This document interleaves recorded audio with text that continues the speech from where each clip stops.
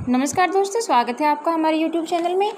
दोस्तों, one rank one pension की जो लेटेस्ट अपडेट निकल कर सामने आ रही थी कि सरकार ने 3 महीने का और समय कोर्ट से मांगा है। तो बहुत सारे जो सवाल हैं लोगों के मन में वो उठ रहे हैं कि आखिर सरकार ने 3 जो महीने का समय है वो क्यों मांगा है, और दूसरा जो डिफेंस पेंशनर्स का जो एरियर है वो अभी तक उनको क्यों नहीं मिल पाया है। तो इस वक्त जो one rank one pension OROP पर बहुत सारी बातें हैं जो वो हो रही हैं ट्विटर पर, जो यूट्यूब में भी आप लोग देखते होंगे, कमेंट्स के अंदर बहुत सारे जो लोग हैं, यहाँ तक कि जो बहुत सारे लोग हैं वो जो मेजर सतवीर जी हैं उन पर भी बहुत कुछ बोल रहे हैं, उन पर भी बहुत सारे आरोप लगा रहे हैं कि उन्होंने गलती की है, कि जो उन्होंने रिव्यू पिटीशन डाली थी कि उनकी इस रिव्यू पिटीशन डालने की वजह से जो सरकार है उसने एरियर का भुगतान नहीं किया है। जबकि जो मेजर सतवीर जी हैं वो अपनी ओर से बार बार एक ही बात बोल रहे हैं कि ये दोनों बातें अलग अलग हैं, रिव्यू पिटीशन का और सरकार के डिसीजन का कोई लेना देना आपस में नहीं है।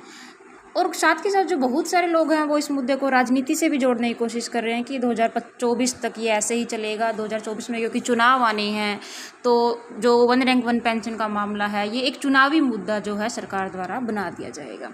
तो अभी दोस्तों आज की वीडियो में हम इसी बारे में थोड़ा सा बात करेंगे कि ऐसे कौन से रीजन हो सकते हैं जिनकी वजह से जो सरकार है वो कुछ और समय जो है वो मांग रही है। दोस्तों, अभी बिल्कुल हम एक अपडेट आपको बताते हैं कि ट्विटर पर एक लेटर है जो वो दिखाई दे रहा है। उस लेटर की जो देखो ओरिजिनलिटी के बारे में हम कुछ नहीं कह सकते क्योंकि ऑफिशियल उसका कुछ दे नहीं रखा है, लेकिन जिस तरीके से वो लेटर लिखा गया है उसमें जो कुछ बातें लिखी गई हैं वो क्या है वो हम आपको बताते हैं, और वो कुछ हद तक ठीक भी लिखा हुआ है। तो हम एक बार उस लेटर में क्या लिखा हुआ है वो 2-3 जो मेन बातें हैं वो पॉइंट्स में हम आपको बताते हैं। तो दोस्तों, सबसे पहली बात तो ये है कि जो सुप्रीम कोर्ट का जजमेंट आया था 16 मार्च 2022 को सुप्रीम कोर्ट ने जो एक जजमेंट है वो पास किया था। तो उसके बाद उस जो ये लेटर है इसके अंदर इसके ऊपर बिल्कुल साफ साफ ये लिखा हुआ है कि हर 5 साल बाद जो एरियर है वो रिवाइज होगा ही होगा, और इसी के आदेश पर, इसी के बिहाफ पर उन्हें ये आदेश भी दिए गए हैं कि अब यानी कि 2014 के बाद जो अगला रिवीजन यानी कि 2014 के बाद यानी कि 2019 में कि 1 जुलाई 2019 को जो एलिजिबल पेंशनर्स बनते हैं ना उन सब की काउंटिंग की जाए, और एलिजिबल काउंसलर्स को उनका जो एरियर है उनका जो उनकी पेमेंट जितनी भी बनती है वो दी जाए। लेकिन दोस्तों, साथ में नेक्स्ट लाइन में उन्होंने साथ में ये भी बता रखा है कि अभी जो ये मामला है वो विचाराधीन है कोर्ट के अंदर, क्योंकि जो एक्सपेंडिचर डिपार्टमेंट है यानी कि जो व्यय विभाग होता है, व्यय मंत्रालय होता है, उसकी तरफ से उनको कोई भी जो डाटा है मतलब जो एलिजिबल पेंशनर्स का जो डाटा है वो नहीं भेजा गया है। तो जब तक डाटा सरकार की तरफ से नहीं भेजा जाएगा टीम के पास, तो उसको कैबिनेट के पास जो है वो नहीं भेजा जाएगा। तो इसलिए यह बहुत ही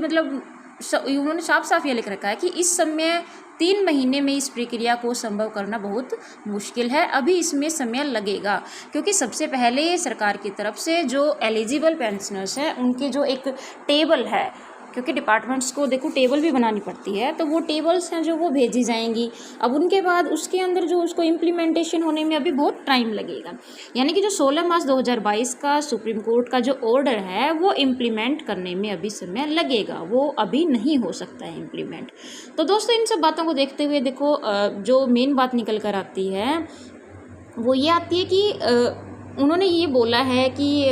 जो ASG है उन्होंने रिक्वेस्ट की है कि हमें 15 जून 2022 से आगे 3 महीने का समय और दिया जाए, ताकि इस 3 महीने के समय में हम सारी जो कानून प्रक्रिया होती है वो कर लें। अब इसका मतलब दोस्तों देखो, इसमें जो सबसे पहला जो सुप्रीम कोर्ट का जजमेंट था वो 16 मार्च को दिखाया गया है, और उसके बाद जो रिव्यू पिटीशन वाला मामला था वो 9 मई के बाद में ही सब कुछ हुआ है। इसका मतलब 16 मार्च से 9 मई के बीच तो कुछ काम हुआ ही नहीं है, यानी कि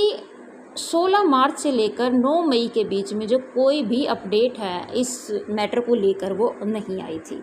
तो दोस्तों अब 16 सितंबर तक अब जो 3 महीने की बात जो की जा रही है 16 सितंबर तक, वो 3 महीने का समय भी पूरा हो जाएगा। तो देखते हैं कि 16 सितंबर के बाद क्या होता है, सुप्रीम कोर्ट की तरफ से क्या आदेश जो है जारी किया जाता है, क्या सरकार जो है अपनी ओर से जो एरियर का भुगतान है उसे करने के लिए इससे पहले राजी होगी या फिर इसके बाद इसमें और जो समय है वो लगेगा। क्योंकि देखो सुप्रीम कोर्ट का साफ साफ शब्दों में ये कहना है कि एरियर जो पेंशन होती है वो पेंशनर्स का हक है, उसे उनसे कोई नहीं छीन सकता, तो सरकार को वो हक है जो वो देना ही देना पड़ेगा। तो दोस्तों वीडियो को लास्ट तक देखने के लिए धन्यवाद।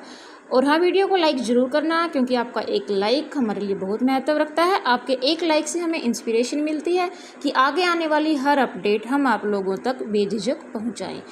तो अगली वीडियो में किसी अन्य अपडेट के साथ फिर मिलेंगे, तब तक के लिए धन्यवाद। बेल आइकन को प्रेस करना ना भूलें ताकि हर अपडेट आपको समय से पहले मिले और सबसे पहले मिले।